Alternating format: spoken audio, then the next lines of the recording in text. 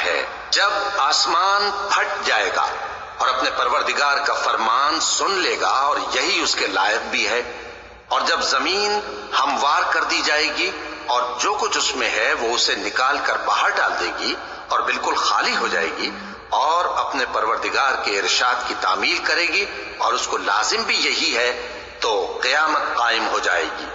اے انسان، تو اپنے پروردگار کی طرف پہنچنے تک خوب تکلیف اٹھاتا ہے، پھر تو اس سے جا ملے گا۔ اب جس کا نامہ اعمال اس کے داہنے ہاتھ میں دیا جائے گا اس سے حساب آسان لیا جائے گا اور وہ اپنے گھر والوں میں خوش خوش واپس آئے گا، اور جس کا نامہ اعمال اس کی پیٹھ کے پیچھے سے دیا جائے گا تو وہ موت کو پکارے گا اور دوزخ میں داخل ہوگا۔ وہ اپنے اہل و عیال ہی میں مگن رہتا تھا، وہ تو خیال کرتا تھا کہ اللہ کی طرف لوٹ کر نہ جائے گا، کیوں نہیں؟